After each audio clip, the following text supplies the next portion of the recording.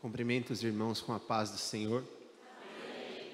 Aleluia, bendito é o nome do Senhor.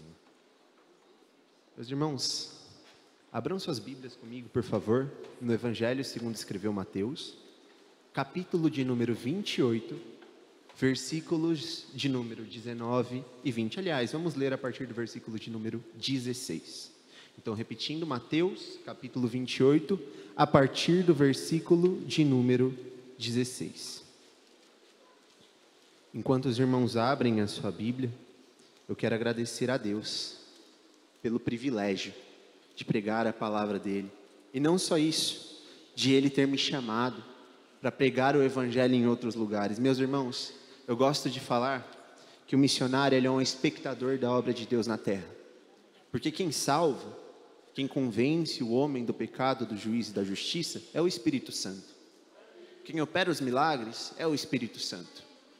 Quem abre as portas, quem faz prodígios e maravilhas, quem nos leva, quem nos capacita, é o Espírito Santo. E a nós resta o quê? Ver a glória dele manifesta. Eu agradeço a Deus também pela confiança em mim colocada, pelo pastor Clarismundo, pelo pastor Eliezer, por todos os ministros da palavra de Deus.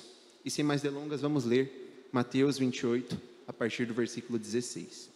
Que nos diz assim: E os 11 discípulos partiram para a Galileia, para o monte que Jesus lhes tinha designado.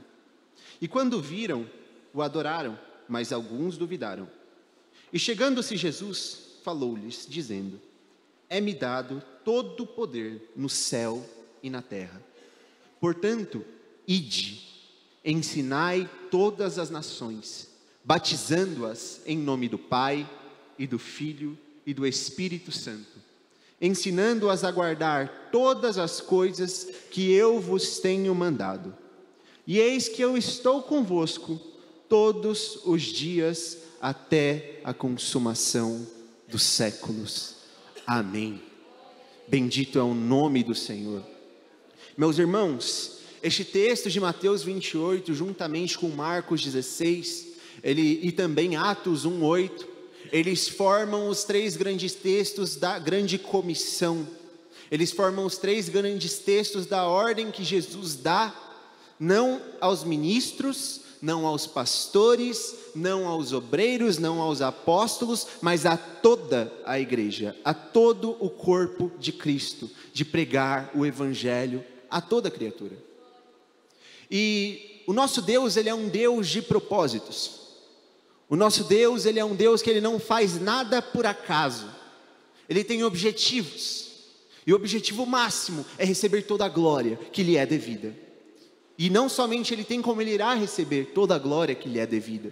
Se nós lermos em Apocalipse, nós vemos ali um grande spoiler do final dos tempos, no qual todos os povos, de todas as línguas, tribos e nações, estão prostradas juntas, adorando ao Cordeiro de Deus, que as comprou com o seu próprio sangue. E para que esse propósito se cumpra, ainda que Deus não precise de nós, Ele conta conosco. Ainda que Deus não precise do homem, Ele conta com o homem. Ele dá o privilégio de pregar a palavra de Deus e diariamente vai lhe dando instruções, vai lhe guiando em toda a sua vida, em toda a sua maneira de viver. E o que me atrai, o que me chama a atenção nesse texto, que o Espírito Santo ele colocou no meu coração, não somente nesta passagem, mas nós vamos caminhar em algumas, é de que por trás de toda missão dada por Deus, existe uma promessa. Por trás de toda missão dada por Deus, existe uma promessa. Como nós vemos, por exemplo, aqui em Mateus 28, é dada uma missão, é dada uma ordem, é dado um decreto. Quando eu falo de missão, por favor, não limitem isso a simplesmente missões transculturais, ainda que não seja simples. Nem missões de um modo geral, mas a toda a ordem que o Senhor te dá. Porque nós somos servos, Ele é o Senhor, Ele ordena, nós obedecemos. Mas, diante de cada ordem dada por Deus, existe uma promessa. Em Mateus 28 nós vemos, portanto, ide, ensinai as nações, batizando-as em nome do Pai, do Filho e do Espírito Santo. Missão. promessa, e eis que estou convosco todos os dias. Marcos 16:15, ide por todo o mundo e pregai o evangelho a toda criatura, quem crer e for batizado será salvo, e quem não crer será condenado. Missão, e estes sinais seguirão aos que crerem, promessa.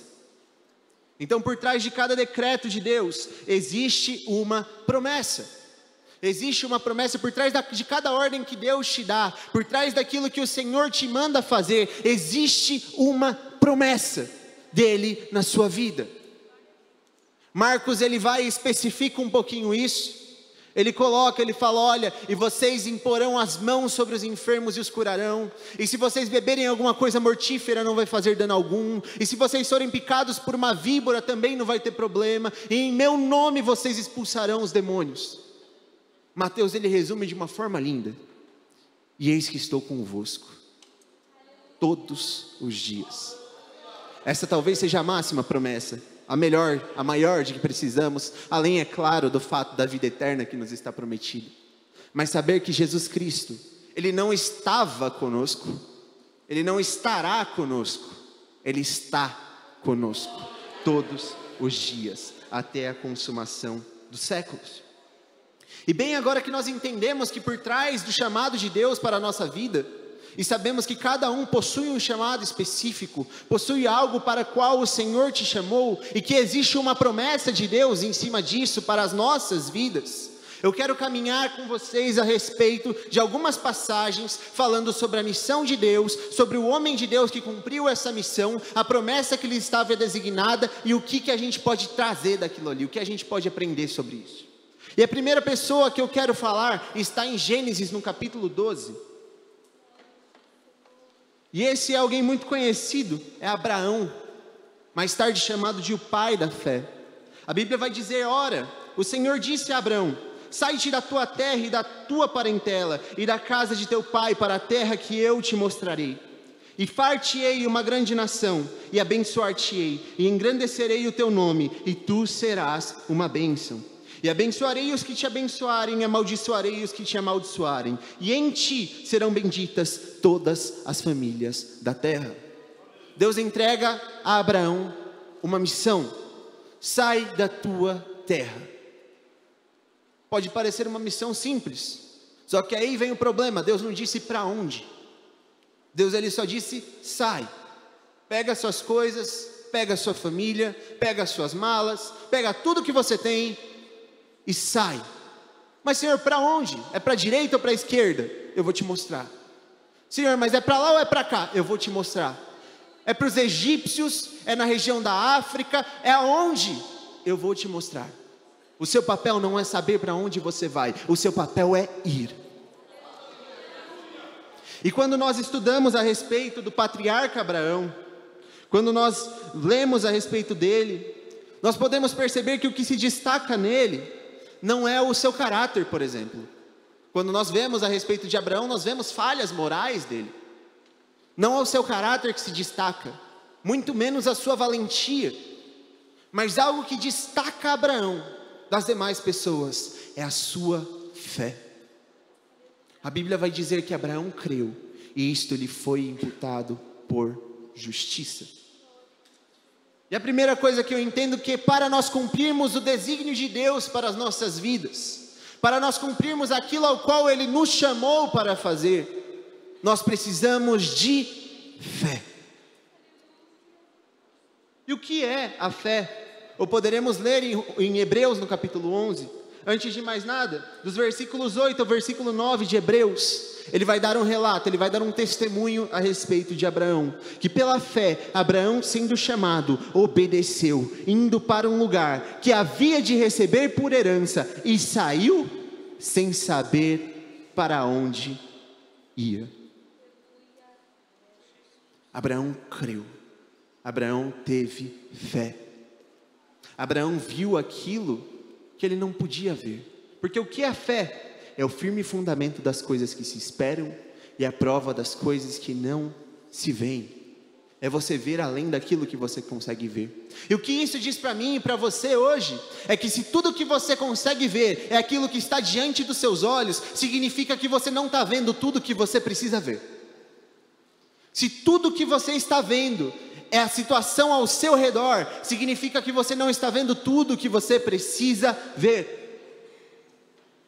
Ou como, por exemplo, nós vemos a respeito de Abraão no versículo 10, porque esperava a cidade que tem fundamentos, da qual o artífice e construtor é Deus. Meus irmãos, para nós fazermos aquilo que o Espírito Santo nos chamou, nós precisamos ter fé de que Ele irá fazer. Nós precisamos ter fé de que Ele está conosco e já enxergar aquilo que Ele nos mandou fazer cumprido, porque se Ele ordenou, Ele é fiel para cumprir. Quando Davi estava diante do gigante Golias, enquanto todo o exército de Israel estava vendo para a estatura daquele homem, Davi estava vendo que aquele incircunciso estava afrontando os exércitos do Deus vivo, e bastava uma pedra para acabar com ele. Ou quando o profeta está com a sua casa cercada, e o moço que lhe acompanhava diz: Senhor, estão nos cercando, e ele ora e fala: Senhor, abre os olhos dele, para que veja que aqueles que estão conosco são muito maiores. Ter fé é você ver aquilo que você não consegue ver, é você saber que o Espírito Santo é aquele quem te conduz, e que se ele te deu uma ordem, basta essa ordem, ela irá se cumprir, porque Ele é poderoso para cumpri-la, e Ele é fiel para cumpri-la. Então aquilo que o Senhor colocou nas tuas mãos para fazer, tenha fé, de que Ele irá realizar. Mas Murilo, eu não tenho A, eu não tenho B, eu não tenho dinheiro, eu não tenho preparo, eu não tenho coragem, eu não tenho oportunidade, são muitos eu não tenho. Mas se você foi chamado por Deus para uma causa específica, você tem o decreto do Senhor Todo-Poderoso, e é isso que importa. Hudson Taylor, um grande missionário vindo da Europa, que foi pregar na China, fundador da missão SIM, missão para o interior da China, mais tarde chamada de OMF. Ele foi para a China como missionário voluntário, e ali na China ele teve os seus percalços, passou por muitos problemas, a gente vai falar mais sobre isso mais para frente.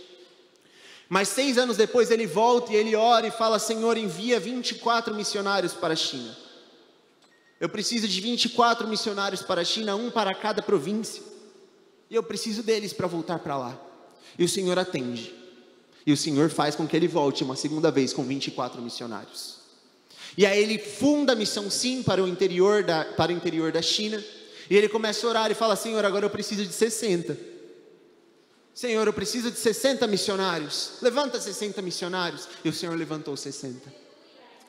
Aí depois disso ele orou de novo, falou: Senhor, agora eu preciso de 100, agora eu preciso de 100, eu acho que Deus falou, eu posso fazer muito mais, e mandou 1000, e mandou 1000 missionários.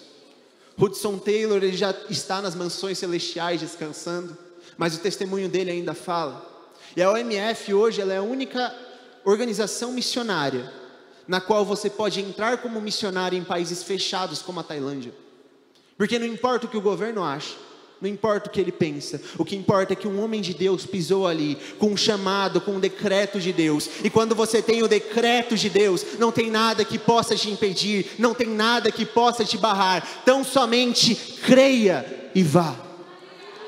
Mas é importante dizer também que a fé cristã, ela é essencialmente prática. A fé cristã, diferente de qualquer outro tipo de fé que nós podemos ver, porque todo ser humano tem fé, incluindo o ateu. O ateu tem que ter muita fé para acreditar que Deus não existe. Mas todo ser humano tem fé. Ele tem fé em alguma coisa. Ele tem fé que quando ele vai acordar vai ter comida na mesa. Ele tem fé que o dinheiro dele vai salvar ele. Ele tem fé que ele tem saúde. Mas essa fé é uma convicção pessoal que ele carrega consigo. É uma convicção, é tão somente um pensamento, é tão somente uma ideia na qual ele se segura. Mas a fé cristã, ela é diferente. A fé cristã é a fé à semelhança de Abraão. Quando Deus, ele disse: Abraão, sai da sua terra para a terra que eu te mostrarei, e promete tudo aquilo. Ele não simplesmente se segura nas promessas e fala: eu estou tranquilo porque Deus prometeu, ele disse que eu vou ser uma bênção. Mas ele andou, ele saiu, ele foi.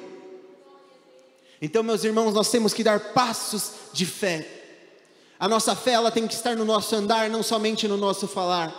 A nossa fé tem que estar no nosso agir e não somente no nosso pensar. Se nós queremos ver a promessa de Deus cumprida na nossa vida, se nós queremos receber a promessa de Deus cumprida na nossa vida, nós temos que dar passos de fé.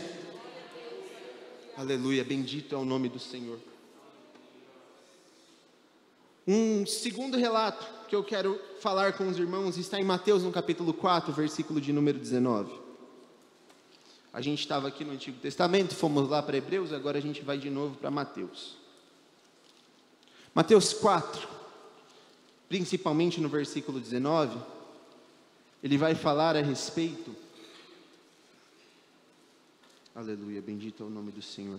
Ele vai falar a respeito do chamado dos primeiros discípulos de Jesus.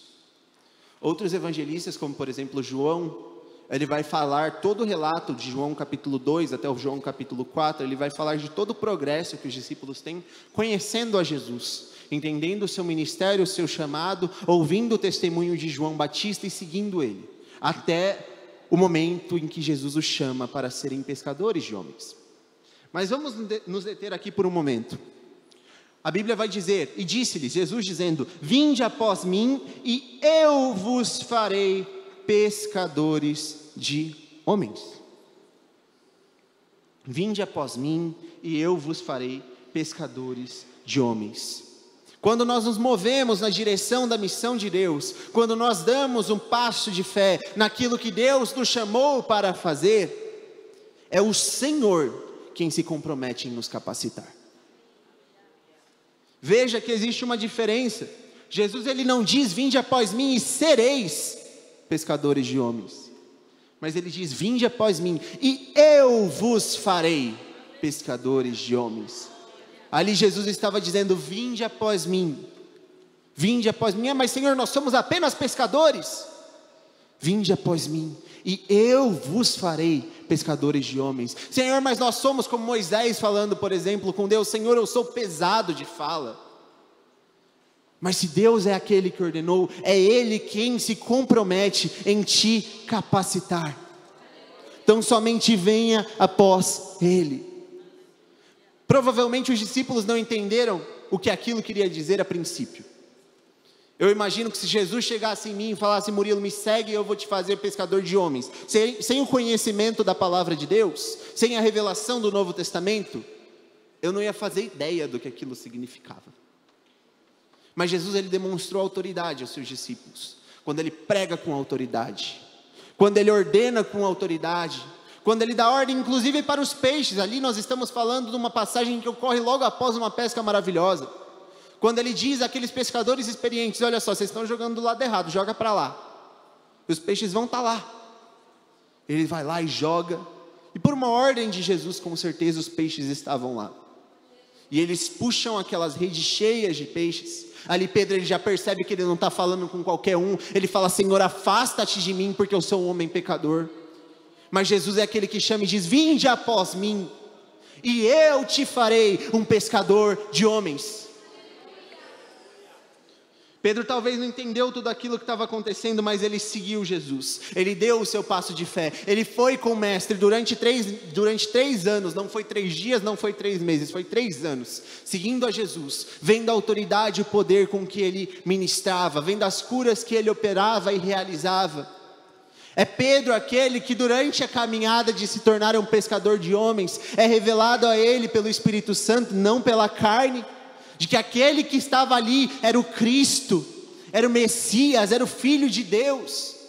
É esse mesmo Pedro que é reprovado por Jesus quando tenta fazer com que ele não cumpra seu propósito, porque Deus, nós vamos falar mais sobre isso, Deus ele é comprometido com o seu propósito. É esse mesmo Pedro que diz, Senhor, eu não vou te negar nunca, e nega ele 3 vezes. É este mesmo Pedro que quando Jesus aparece ressurreto lá nas margens do mar da Galileia, com pão, peixe, ele pula dentro da água para tentar fugir, e que Jesus pega ele de jeito e fala 3 vezes, Pedro, tu me amas? Senhor, eu te amo. Precisa ser 3 vezes. Negou 3 vezes. Pedro, tu me amas? Apacenta as minhas ovelhas. Outra vez, Pedro, tu me amas? Senhor, eu te amo. Apacenta as minhas ovelhas. A terceira vez, Pedro, tu me amas? Aí o coração de Pedro já se quebrou. Senhor, tu sabes que eu te amo. Se nós amamos ao Senhor, nós vamos cumprir aquilo que Ele nos mandou. Nós vamos realizar aquilo que Ele nos ordenou.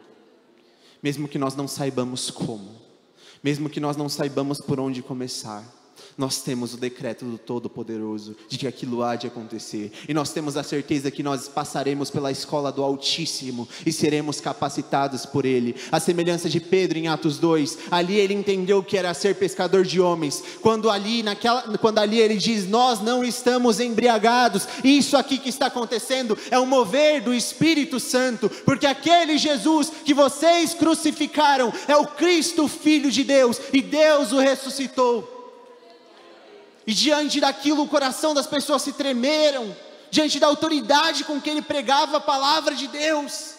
O que faremos, pois, irmãos? Arrependei-vos dos vossos pecados e crede no Senhor Jesus Cristo, para que venha sobre vós tempos de refrigério. E só naquele dia 3.000 almas ou mais aceitaram a Jesus. Ali Pedro entendeu um pouquinho o que era ser um pescador de homens. Mas para isso, ele precisou passar por uma escola. Mas essa escola, quem se compromete a dar, quem se compromete a ensinar, é o próprio Senhor Deus. Então, se Deus te chamou, se Deus te direcionou, primeiro tenha fé. Dê o seu passo de fé. Vá em direção àquilo que você não consegue ver. Ou como eu aprendi, o Senhor, Ele gosta de revelar para a gente os próximos 30 metros. Quando a gente caminha os 30 metros, a gente chega no escuro, aí o Senhor vai e revela mais 30 metros. E a gente caminha mais 30 metros, quando a gente chega e fala, Senhor, e agora? Outros 30 metros. Aí depois que você caminhou ali os seus quilômetros, você olha para trás e fala, meu Deus, como o Senhor é bom, como o Senhor é fiel, olha o que o Senhor fez. Olha o que o Senhor fez, olha a porta que o Senhor abriu, olha o milagre que o Senhor operou, olha como o Senhor me usou, sendo eu tão falho, imperfeito, um pecador, como Abraão fala quando ele vai interceder por Ló, diante daquilo que está acontecendo em Sodoma e Gomorra, ele fala, Senhor, lembra-te de que eu sou apenas pó dessa terra, eu não sou grande, eu não sou feito de ouro, eu sou feito de pó, eu sou um vaso de barro, para que a excelência e o poder pertençam somente ao Senhor. Então o Senhor, Ele se compromete a ensinar. E um terceiro e último texto que eu quero ler com os irmãos, ele é um texto singular, e ele é glorioso. Atos capítulo 1, versículo de número 8. Aleluia, bendito é o nome do Senhor. Glória seja dada, Senhor.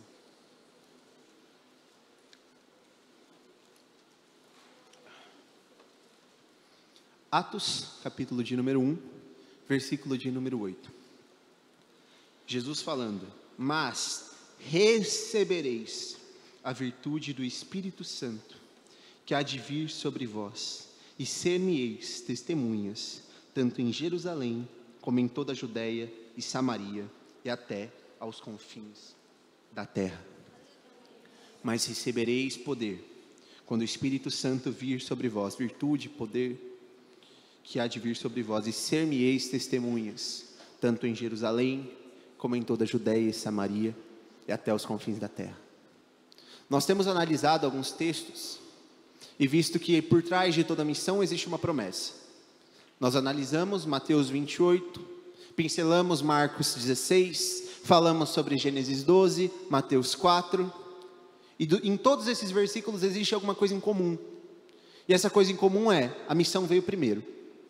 Mas aqui, em Atos, no capítulo 1, versículo 8, na inauguração da igreja, quando o Senhor, Ele promete derramar o seu Espírito Santo, a promessa veio primeiro. A promessa vem primeiro. Mas recebereis poder, quando o Espírito Santo vier sobre vós, e ser-me-eis, missão, minhas testemunhas. Aleluia, bendito é o nome do Senhor. E aqui, como eu estava falando, então, é a promessa que vem primeiro. E o que eu entendo sobre isso, que o Espírito Santo, ele é comprometido com a sua própria missão. Ele é comprometido com aquilo que ele ordenou que iria acontecer. O Espírito Santo, ele é comprometido com o alcance de todos os povos, e para isso ele nos capacita, para isso ele nos empodera do seu poder, da sua virtude, para que possamos ter testemunhas eficazes. O Espírito Santo, ele é comprometido com a sua missão. E o que isso significa de uma maneira muito prática? Você quer ser batizado com o Espírito Santo? Se comprometa com a missão do Espírito Santo. Você quer ver almas salvas? Se comprometa com a missão do Espírito Santo. Você quer ver milagres, prodígios, curas e sinais, todas aquelas promessas? Se comprometa com a missão do Espírito Santo. Não é o Espírito Santo que se compromete com a nossa missão, é nós que nos comprometemos com a missão dele. Nós somos chamados para fazer a obra do Espírito Santo, e para recebermos a virtude do Espírito Santo, nós temos que fazer aquilo que ele mandou. Durante 5 anos, eu e a minha esposa temos caminhado em missões, e mais de uma vez, algumas pessoas chegaram em mim e falaram: Murilo, eu não imaginava. Olha, Murilo, eu não acreditava. Olha, Murilo, eu não imaginava que você ia ser um missionário. Eu olhava para ele e falava: meu irmão, nem eu. Meu irmão não fazia ideia. Eu vivia a minha vida. Os irmãos que me conhecem há mais tempo sabem como eu era dedicado no estudo do violino, como eu queria ser um músico profissional. Eu orava a Deus, eu já contei isso uma vez, mas eu preciso contar de novo, porque o Espírito Santo está me impulsionando a isso. Eu orava a Deus, eu falava: Senhor, abre a porta na orquestra A, abre a porta na orquestra B, Senhor, abre a porta no conservatório A, abre a porta no conservatório B. E vez por outra, eu estava parado em algum lugar, e eu imaginava eu com o meu violino na mão, pregando a palavra de Deus. Eu falava: que loucura que você está pensando, Murilo? O que é isso? Vai tocar violino? E eu sabia às vezes que o Senhor, ele estava me impulsionando, estava me chamando. Eu falava: não, Senhor, olha só, se eu for um músico internacional, eu vou poder viajar internacionalmente. Durante aqueles concertos, eu vou ter oportunidades maravilhosas de pregar a sua palavra. Se comprometa com a minha missão. Olha que bonita, olha que legal, olha, Espírito Santo, eu já planejei tudo, eu já programei toda a minha vida. Eu vou fazer isso, eu vou passar na orquestra tal, eu vou ganhar tanto de dinheiro, eu vou viajar pelo mundo, e aí, durante isso daqui, está aqui ó, a cláusula, eu vou pregar a sua palavra. Aí o Espírito Santo falou: não é assim que funciona. Porque não é você quem decide, eu não me comprometo com a sua missão, você se compromete com a minha, porque você foi chamado para cumprir o meu propósito, o objetivo é a minha glória e não a sua. Então se comprometa, se sujeite a Deus. Eu precisei quebrar a cara para isso acontecer, eu precisei passar por momentos terríveis, eu precisei ser humilhado diante de uma prova, eu precisei chegar quase à depressão. E naquele momento, em que eu já estava disposto a parar com tudo, acabar com tudo, eu não sabia o que ia ser da minha vida, todo o meu plano lindo tinha ido por água abaixo, o Senhor me pegou e falou: vamos fazer do meu jeito? Vamos fazer do meu jeito? Eu deixei você fazer, eu fui segurando aqui, para você não cair nem para um lado nem para o outro, mas eu deixei você fazer.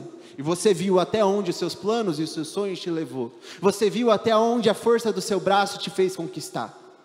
Agora, vamos fazer da minha maneira. Eu orei e falei: Senhor, se o Senhor quer que eu faça a sua obra, confirma, eu vou. E eu fui. Eu cheguei no pastor e falei: pastor, eu quero ser um missionário. É engraçado que eu imaginava que o pastor ia falar: você? E aí o pastor Eliezer falou: é meu filho, glória a Deus. E começou a me passar 11 livros para eu ler. E Deus começou a me dar graça, eu li aqueles livros, eu estava tão feliz que eu li aqueles livros numa semana. E aí eu cheguei no pastor Clarismundo e falei: pastor Clarismundo, eu quero ser missionário. E eu imaginei que ele ia falar: você? E uma semana depois ele tinha ido atrás de 2 cursos missiológicos. E eu via o Senhor me pegando com as suas mãos e me fazendo ir abrindo portas que para mim eram impossíveis de ser abertas, fazendo coisas extraordinárias, me usando na minha timidez, na minha pequenez para pregar o Evangelho. E hoje, depois de 5 anos, eu não fui tocar violino profissionalmente, mas o meu instrumento, para a glória de Deus, abriu tantas portas para a pregação do Evangelho. Meus irmãos, tudo aquilo que Deus colocou na sua mão, Ele tem um propósito para aquilo. Tudo aquilo que o Senhor te capacita para fazer, existe um propósito. Só que para esse propósito se cumprir, para essa promessa ser verdadeira, você precisa estar na missão do Espírito Santo e não ele na sua.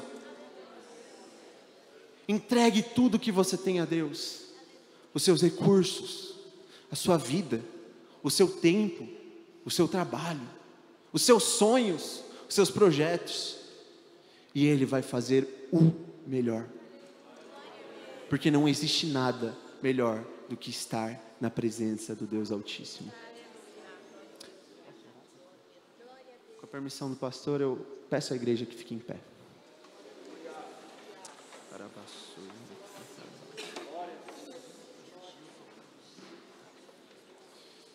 Antes de mais nada, você que está aqui, ouvindo essa palavra, eu quero dizer que não existe salvação fora de Jesus. Só Ele pode te salvar. Ele pagou um alto preço para que você tivesse acesso à salvação, para que nós estivéssemos aqui. Esta aqui não é uma reunião de santos pelo seu próprio mérito, não. Isso daqui é uma reunião de pecadores santificados pelo sangue de Cristo. E é esse sangue que nos lava e nos perdoa e nos purifica e nos dá acesso ao trono de Deus. É pelo sacrifício de Jesus que nós somos adotados como filhos de Deus. E através desse sacrifício, através do Espírito Santo, que nós temos uma paz que excede todo entendimento, que guarda os nossos corações e os nossos pensamentos em Cristo. E se você quer desfrutar dessa paz, se você quer ter a certeza da sua salvação, se você quer desfrutar de todas essas promessas que estão escritas na palavra de Deus, eu quero te convidar para vir aqui à frente e orar por você, para que o Senhor escreva o seu nome no livro da vida, para que o Senhor te dê acesso a esta graça, porque a salvação é pela graça. Mas eu também quero convidar a você que ouviu esta palavra, que já conhece o Senhor. Eu quero te convidar a viver os propósitos de Deus na sua vida. Talvez você seja aquela pessoa que falou: Senhor, eu fiz do meu jeito, eu andei tudo que eu podia, com as minhas forças, e é só até aqui, Jesus, já deu, eu não consigo mais. E o Espírito Santo está te convidando: faz do meu jeito, faz do meu jeito. Se você é essa pessoa nessa noite, não se intimide, venha até aqui à frente, nós queremos orar por você.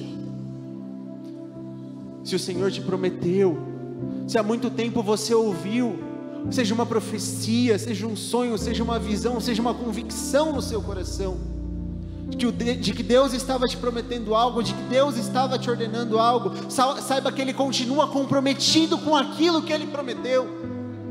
Venha reafirmar o seu compromisso com o Senhor. Se você quer fazer isso, venha aqui à frente, nós queremos orar por você. A melhor coisa que nós podemos fazer é viver uma vida onde o propósito principal seja glorificar a Deus. Porque uma vida onde o propósito não é glorificar a Deus, ela é livre de sentido. Não tem sentido você viver para não glorificar a Deus, porque você foi criado para isso. Nós somos criados para trazer glória a Deus, nós somos criados para adorá-lo. No nosso orgulho nós nos distanciamos dele diante do nosso pecado, mas Ele com amarras de amor nos amarrou. Ele entregou tudo, Ele entregou o seu Filho unigênito, para que hoje nós tivéssemos acesso ao trono da graça de Deus, para que hoje nós pudéssemos estar aqui e dizer: Senhor, a Ti seja toda a honra e toda a glória, porque com o seu sangue o Senhor comprou para si povos de todas as tribos, línguas e nações, e o meu coração também, porque pela fé em Ti o Senhor me renova, o Senhor me santifica, o Senhor opera em mim a justificação, a reconciliação, a redenção, porque o Senhor envia o teu Espírito Santo que está comigo todos os dias. Mesmo no meio das minhas falhas, das minhas fraquezas, das minhas dificuldades, o Senhor não desiste de mim.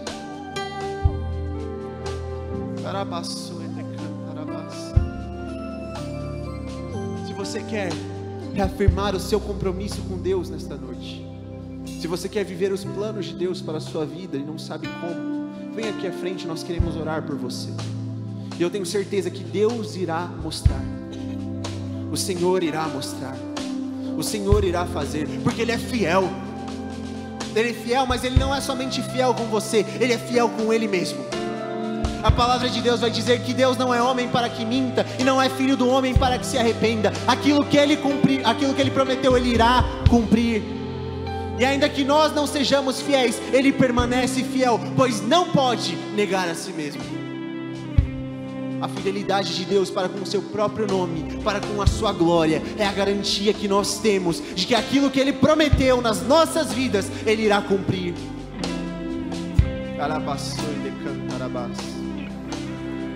Curve a sua cabeça, nós vamos orar. Pai, eu te louvo,